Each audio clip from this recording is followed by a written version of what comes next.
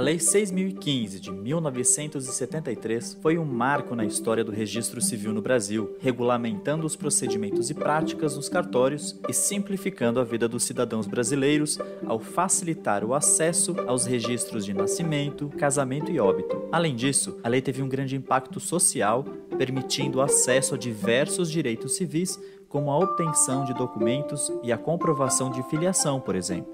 Como já falamos no episódio anterior, este ano a Lei 6.015 completa 50 anos. De lá para cá, ela tem sido fundamental para garantir a segurança jurídica e a proteção dos direitos dos cidadãos.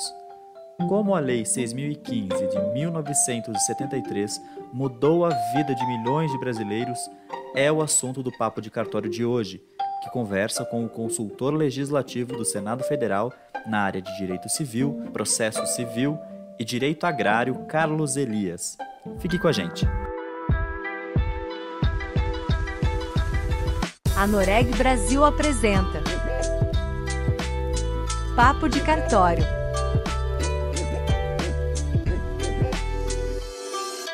A gente começa o nosso bate-papo com o consultor legislativo do Senado Federal na área de Direito Civil, Processo Civil e Direito Agrário, Dr. Carlos Elias. Para começar, como a Lei 6.015 impactou a vida dos brasileiros em termos de acesso a direitos e serviços públicos? Em primeiro lugar, é um prazer muito grande estar aqui para celebrar um dos momentos que eu considero históricos. Celebrar o aniversário da Lei de Registros Públicos é celebrar, na verdade, conquistas de direitos fundamentais para os indivíduos. A Lei de Registros Públicos ela é resultado de um processo histórico de garantias de direitos. Quando nós estudamos os registros públicos como um todo, e aqui, quando eu falo de registro público, eu me refiro ao cartório de registro civil de pessoas naturais, ao cartório de pessoas jurídicas e aos demais espécies registrais, registro de imóveis e tal, como também abranjo aqui os tabelionatos de notas e os tabelionatos de protestos. A rigor, tabelionato de notas e de protesto, eles não estão tratados na Lei de Registros Públicos diretamente, na Lei 6.015, mas não deixam de integrar o universo dos serviços notariais e registrais. É interessante que quando a gente olha para a história, a gente vai ver que foi a sociedade que pediu a criação dos cartórios. Foi a sociedade. E quando eu digo a sociedade, eu falo os vários grupos de interesse. Então, por exemplo, os cartórios de imóveis, na verdade, foi o mercado, os bancos e também os empresários e os produtores rurais e também comerciantes que pediram. Sabe como? Lá na época do Brasil Império, eles queriam pegar empréstimo nos bancos, queriam oferecer em garantia os seus imóveis, só que o banco dizia, vocês não têm como provar a titularidade desses imóveis. Como é que eu sei que você é o dono ou não?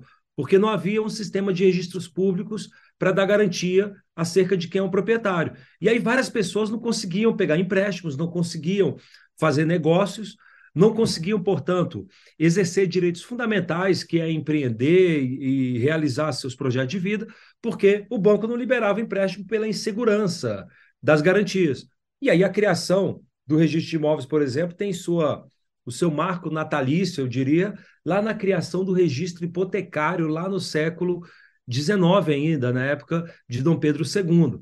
E depois foi evoluindo. Então, inicialmente nasceu apenas para ser um registro de hipoteca, que dava uma garantia para o banco, pelo menos, da existência daquela garantia real, mas depois começou a evoluir para poder dar suporte para todas as demais especialidades. Quando você fala, por exemplo, das especialidades registrais, como cartório de títulos de documentos e cartório de registro civil de pessoas jurídicas, você vai ver também que eles acabaram sendo... O marco principal foi em 1903, quando foi criado o ofício de registro especial, mas você vai ver que as atividades já eram exercidas antes por tabelionato de notas. Tabelionato de notas exercia uma atividade similar ao de cartório de registro de títulos e documentos, que é basicamente para poder eternizar, gravar, guardar informações de documentos. E, portanto, querido e querida que nos ouve, né, a lei de registros públicos ela é uma decorrência de um pedido, de uma demanda da sociedade para poder exercer negócios, para poder exercer direitos, e o interessante é que, no decorrer da história,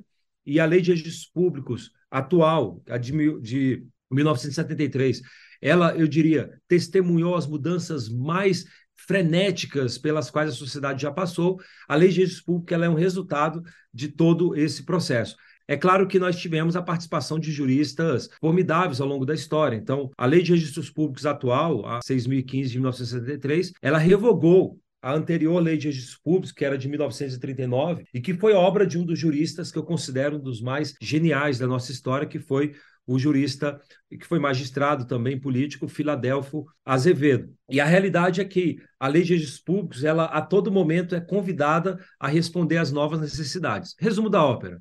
Sem a Lei de Registros Públicos, você não conseguiria pegar empréstimos, você não conseguiria provar sua condição perante terceiros para fazer contrato, para poder exercer direitos, e provavelmente nós teríamos uma sociedade baseada na insegurança e na apatia propriamente da vida das pessoas. Como o senhor mesmo lembrou, os registros públicos no Brasil eles já eram praticados muito antes da publicação da Lei 6.015. Como a publicação dessa lei contribuiu para a melhoria dos registros públicos no Brasil? É interessante pelo seguinte, os cartórios, e no Brasil especificamente, eles começaram a ter um desenvolvimento mais claro, um processo de especialização, vou dizer assim, a partir do século XIX. Antes, a gente até tinha atividades, vamos dizer, registrais, mas eram baseadas nas ordenações do rei de Portugal, ordenações filipinas e outras, e, portanto, não era propriamente uma coisa brasileira. Então, no século XIX, começou a ter um processo, os cartórios foram assumindo a sua feição. Então, os tabelionatos de notas, por exemplo, exerciam atividades que hoje são do cartório de registro de títulos e documentos. E aí a gente começou a falar, vamos tirar dos tabelionatos de notas essa atribuição, vamos criar uma outra especialidade, o cartório de imóveis, vamos começar a dar uma cara melhor para ele. E, portanto, ao longo da história foi se desenvolvendo uma forma mais otimizada dos serviços notariais registrais. Quando chegou em 1973 e nasceu a Lei de Registros Públicos, nós chegamos em um modelo que era um modelo ótimo, o modelo mais adequado para atender à garantia de segurança jurídica que a sociedade reclamava. Então, por exemplo, uma das melhoras que nós tivemos foi, no cartório de imóveis, nós tínhamos uma zorra, vamos dizer assim, informacional, porque cada ato, se você fazia um registro de hipoteca, esse ato é registrado em um livro só de hipoteca. Se você fizesse uma venda, ele é registrado em um livro só de transmissão, um livro de venda. Se você fosse oferecer uma outra garantia, ia para outro imóvel. E, portanto, virava uma situação em que, para você saber a situação de um imóvel, você tinha que fazer uma pescaria, você tinha que pescar as informações em vários livros dispersos. E não precisa dizer, né? Seres humanos que somos, nem havia computadores popularizados nessa época, todo o controle era com base em fichas, anotadas à mão, com letras, às vezes de médico, né, vamos dizer assim, que às vezes confunde aquela letra hesitante, e era comum haver erros. Então, quando você chegava no cartório e falava, olha, eu vou comprar aquele apartamento, eu vou comprar aquele terreno, queria saber se tem alguma hipoteca, algum outro ônus, me dá uma certidão geral aí, me dá uma fotografia desse imóvel. Antes de 1973, você entrava numa situação lotérica, porque o registrador ia tentar buscar as informações e ele acabava cometendo erros, às vezes, e dava para você uma informação de que não havia nenhuma hipoteca. E lá na frente, você seria surpreendido com um banco penhorando o seu bem. A Lei de Registros Públicos, 73, já acabou com essa zorra e falou, vamos organizar todas as informações relativas ao imóvel em um documento único, chamado matrícula. Vamos fazer uma concentração de todas as informações na matrícula. Veja como aprimorou o sistema aí. Mas não foi só aí que houve aprimoramento. Também, nas outras especialidades, também houve muitas melhoras. Então, do ponto de vista de organização informacional, a Lei de Registros Públicos de 1973 foi fantástica. É claro que no decorrer a sociedade muda, a todo momento novas gerações surgem e com demandas diferentes. Eu, aqui que já tenho praticamente 40 anos, né, de idade, eu sei que já está surgindo uma outra geração com outras demandas. Um dia até me chamou, uma filha de um amigo meu me chamou de cringe, aí eu não sabia o que era isso, fui googar, porque ela dizia-se milênio, aí eu fui googar para saber o que era, e naturalmente essa nova geração vai ter novas demandas, novos desafios, e o registro público vai acabar mudando para poder satisfazer esses novos desafios, como tem acontecido atualmente. Você tem situações curiosíssimas. Veja que, recentemente, a lei de registro público foi alterada para poder dispor sobre registro da união estável, que já era previsto pelo provimento 37, mas foi aprimorado. E por que isso? Porque a sociedade brasileira é marcada por um grau de informalidade, inclusive no amor. As pessoas se amam, mas não querem colocar no papel, às vezes, esse amor, só se unem, juntam suas coisas, juntam o amor, mas não querem juntar propriamente nada de forma formal. Mas esse tipo de união, que é a união estável, às vezes precisa de uma certa formalidade para provar perante planos de saúde, perante órgãos públicos e perante terceiros determinados direitos. Então, veja que a lei, a todo momento de registro público, ela é provocada, ela vive, portanto, em um ambiente de profunda transformação, mas que a lei de registro público mudou e aprimorou demais o sistema de registros públicos em 1973, isso é incontestável. A gente já volta nesse ponto falando sobre o futuro da lei de registros públicos no Brasil. Vamos voltar um pouquinho para trás para falar de que forma a Lei 6.015 inspirou outras mudanças na legislação do país ao longo desses 50 anos. A realidade é que, quando você tem um sistema jurídico seguro, quando um empresário vai adquirir um imóvel, ele fala, não, eu tenho certeza dos riscos envolvidos, porque as informações sobre esse imóvel estão na matrícula. Eu não vou ser surpreendido em comprar esse imóvel e depois vir um terceiro e desfazer esse contrato e tomar o imóvel de mim. Quando uma pessoa vai fazer um contrato e ela tem segurança de que a outra parte realmente não é um estelionatário, que a identidade da pessoa está garantida. Portanto, quando você tem uma segurança de informações para poder realizar negócios, você, na prática, acaba tendo para a sociedade as condições para desenvolver novas demandas. E, por isso, a Lei de Registro Público, de uma certa forma, ao dar esse tapete de segurança para a sociedade, ela acabou sendo o arrimo, a base para novas mudanças legislativas. Então, veja que a evolução que nós tivemos no sistema financeiro, nos negócios empresariais, com criação de títulos de crédito especializados, com desenvolvimento do mercado imobiliário, com regime de incorporação imobiliária a plenos vapores, com construção de imóveis, com venda de imóveis na planta. E essas atualizações, portanto, que nós tivemos e temos tido em legislações envolvendo mercado imobiliário, mercado financeiro, tudo isso, na sua base, está assentada, edificada na Lei de Registros Públicos, na segurança que a Lei de Registros Públicos dá. Então, eu diria que a Lei de Registros Públicos é um pressuposto para o desenvolvimento da maior parte das normas que tratam de direito privado como um todo, que tratam do mercado, da sociedade e até mesmo de questões existenciais, até mesmo discussões que nós temos complexas hoje, envolvendo pessoas transgênero, de uma certa forma, têm sido acomodadas e confortadas na segurança que a Lei de Registros Públicos tem dado. Certo, a gente já falou bastante dos avanços, mas eu farei essa pergunta de qualquer forma. Quais foram os avanços e as limitações da Lei 6.015 de 1973 ao longo dos seus 50 anos de existência? Há um jurista, um civilista fantástico na nossa história, que ele dizia o seguinte, é o Santiago Dantas, ele falava que vários ramos do direito mudam com muita facilidade, todo momento tem uma nova lei e tal, mas o direito civil, ele falava do Código Civil, mas isso se aplica também para a Lei de Registros Públicos, mas o direito civil ele já muda de uma forma mais paulatina, mais demorada, porque não podemos a todo momento dar cavalo de pau em questões de direito privado. A gente precisa ter uma certa segurança, uma certa estabilidade. E, portanto, as mudanças legislativas em direito privado, elas são como, para lembrar o Chico Buarque, uma curva de um transatlântico que aos poucos descreve um arco na água. Então, não é cavalo de pau, é aos poucos.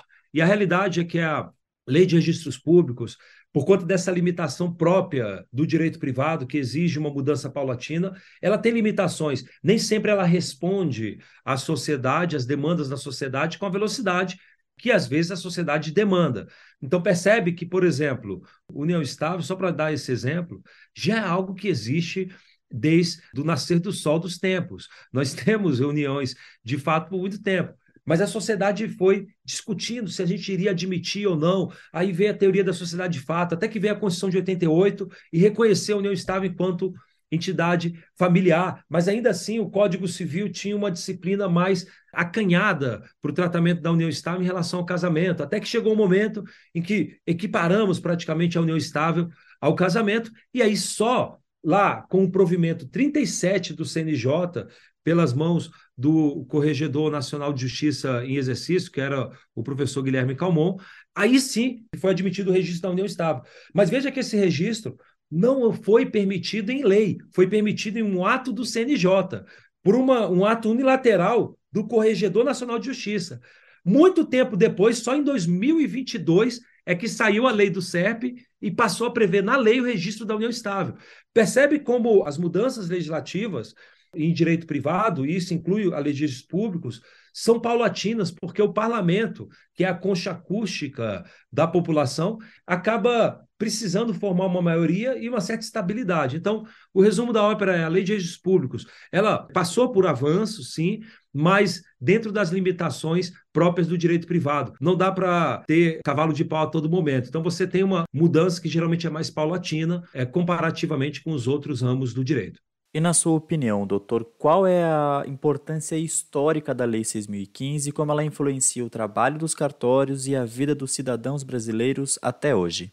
A realidade é que a Lei de Registros Públicos ela foi uma das maiores conquistas históricas que nós tivemos no nosso ordenamento. E aqui eu foco muito o direito privado, porque a Lei de Registros Públicos, ela, sobretudo, busca dar segurança jurídica para as pessoas desenvolverem suas atividades. Então, a Lei de Registros Públicos, de forma primeira, vou dizer assim, ela busca dar segurança para as pessoas poderem casar. É interessante que uma pessoa pode não adquirir bens na vida. Ela pode eventualmente passar por essa vida sem ter frequentado o cartório de imóveis, porque nunca adquiriu nada. Ela eventualmente nunca deveu ninguém também. Então ela não tem bens, mas também não deveu ninguém, nunca passou pelo cartório do tabelionato de protestos, nunca eventualmente passou pelo cartório de títulos de documentos ou tabelionato de notas, porque sempre viveu a sua vida pacata. Mas praticamente todo mundo vai passar pelos cartórios, nem que seja na entrada da vida, como registro de nascimento, ou na despedida dessa vida, quando tiver o ato final do cartório de registro civil das pessoas naturais, o assento de óbito. Mas percebe que os cartórios eles vão envolver, rodear a vida das pessoas do início ao fim, em todas as suas manifestações e com outros particulares. Por isso a vocação da Lei de Registros Públicos para dar o suporte para as questões de direito privado. Mas não nego, e é evidente que a Lei de Registros Públicos também dá um suporte incrível para o direito público. Várias políticas públicas são feitas com base em dados coletados nos cartórios. Veja que o Registro Civil das Pessoas Naturais, por exemplo, ele tem o dever de comunicar, e isso é feito de forma magistral pelos registradores brasileiros, os registradores e tabeliães brasileiros compõem uma elite intelectual do nosso país. À frente dos cartórios nós temos os maiores juristas selecionados em concursos públicos dificílimos e pessoas extremamente dedicadas. Quando você conversa com os tabeliães registradores em geral, você percebe como são entusiasmados pela sua atividade e pelo desejo de favorecer a sociedade. Mas veja que os cartórios de pessoas naturais, por exemplo, eles comunicam o poder público para falar quantos nascimentos houve e, portanto, os dados estatísticos fundamentais são coletados dos cartórios. Até mesmo os cartórios de imóveis comunicam transações imobiliárias por meio da DOI para o poder público saber as transações, até mesmo crimes de lavagem de dinheiro. Os cartórios colaboram quando mostram e comunicam à Unidade de Inteligência Financeira, a UIF, sobre operações suspeitas. Então, percebe como os cartórios eles são, na verdade, uma longa manus do Estado para poder permitir que os cidadãos realizem os seus projetos de vida. Então, a importância histórica da Lei de Registros Públicos é inquestionável. A celebração do seu aniversário é a celebração da democracia e da dignidade das pessoas do nosso país. Uma coisa importante para a gente trazer aqui no nosso bate-papo é que mais de 6,5 milhões de atos suspeitos foram comunicados pelos cartórios brasileiros ao Conselho de Controle de Atividades Financeiras, o COAF do Ministério da Economia. Esses atos enviados são analisados e investigados pelo COAF, ajudando o Brasil no combate à lavagem de dinheiro.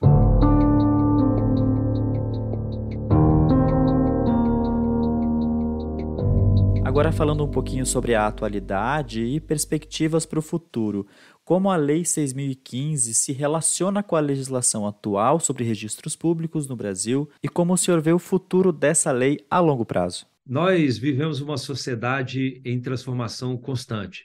Um dia desse eu estava vendo um vídeo de um casamento acontecido no universo metaverso. Metaverso é uma loucura de um mundo virtual. Você basicamente coloca aquele óculosinho louco de 3D, ou às vezes pode ser até no computador, nem precisaria do óculos, e você então passa a ter uma existência virtual em um mundo totalmente fabricado pelas tecnologias cibernéticas. E é criado um avatar, então naquele mundo você pode fazer o seu corpo como lhe aprouver, você pode ser todo forte se você quiser, você pode ser como você desejar aquele avatar. E aquele avatar vai andar pela cidade, uma cidade virtual, e vai encontrar, inclusive, a Gucci, por exemplo, essa marca de luxo, né, de moda. A Gucci, inclusive, já comprou, por exemplo, um terreno virtual em uma dessas plataformas de metaverso. Para quê? Para que a loja dela fique lá.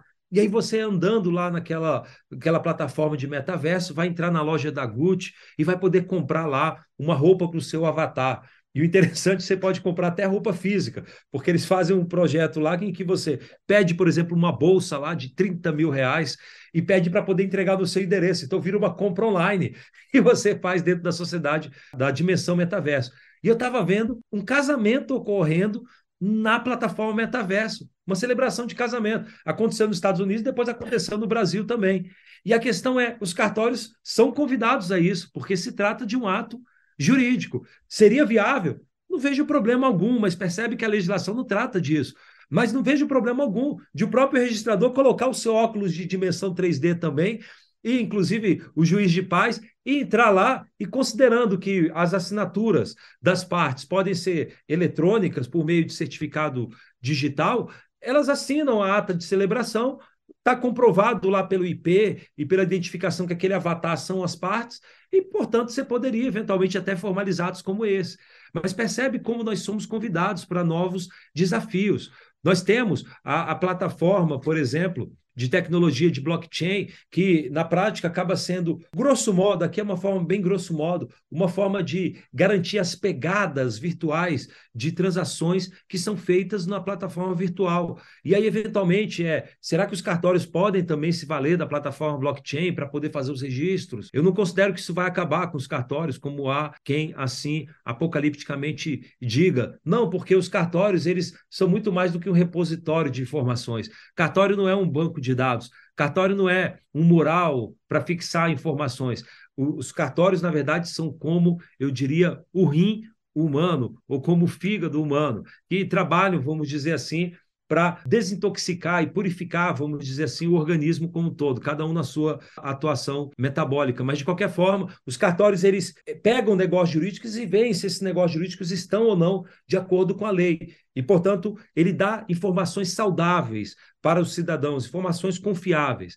E por isso não acho que os cartórios vão acabar. Na verdade, os cartórios vão mudar como a sociedade muda. Então, são muitos desafios e, de uma certa forma, o legislador, dentro da velocidade esperada, tem respondido a isso. E, claro, sempre com a participação de entidades fantásticas como a ANOREG, que é uma das entidades mais importantes que eu considero do nosso país, composta por pessoas extremamente dedicadas, e a ANOREG, a todo momento, leva para os parlamentares, leva para os poderes instituídos as demandas dos cidadãos que chegam por meio dos cartórios e, portanto, trabalha pela realização de uma lei mais justa, mais solidária e mais adequada às necessidades das pessoas. Agora, cuidado, Chico Buarque já cantava também, já que já falamos dele, Chico Buarque já cantava que temos que tomar cuidado porque o tempo passou pela janela e só Carolina não viu. Os cartórios não podem também ser como Carolina e deixar passar, porque no momento em que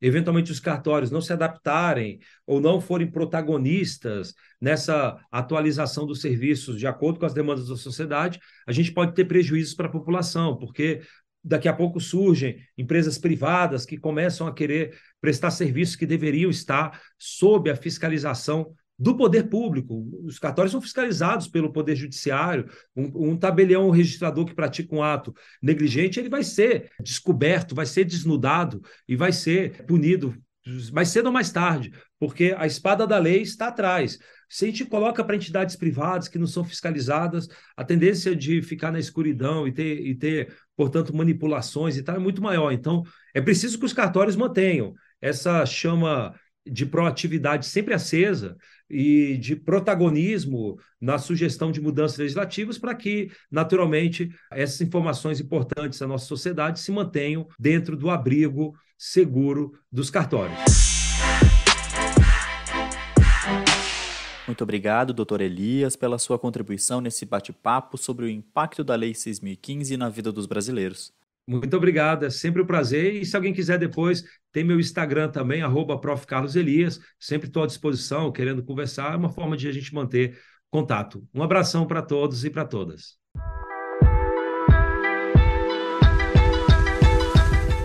Esperamos que tenham gostado desse episódio do Papo de Cartório, podcast da Noreg Brasil, que discute a história, novidades, desafios e oportunidades da classe cartorária. Para mais informações sobre a Noreg e a atividade cartorária no Brasil, acessem o nosso site, presente na descrição desse episódio. E não se esqueçam de nos seguir nas redes sociais e de deixar suas sugestões de temas para futuros episódios. Vale a pena seguir o podcast no Spotify ou na Amazon, assinar no Apple Podcasts, se inscrever no Google Podcasts, no Castbox ou no YouTube e favoritar na Deezer. Assim você recebe uma notificação sempre que tiver um novo episódio. O Papo de Cartório é uma produção da Noreg Brasil com o apoio da Confederação Nacional de Notários e Registradores, da Rede Ambiental e de Responsabilidade Social dos Notários e Registradores e da Escola Nacional de Notários e Registradores.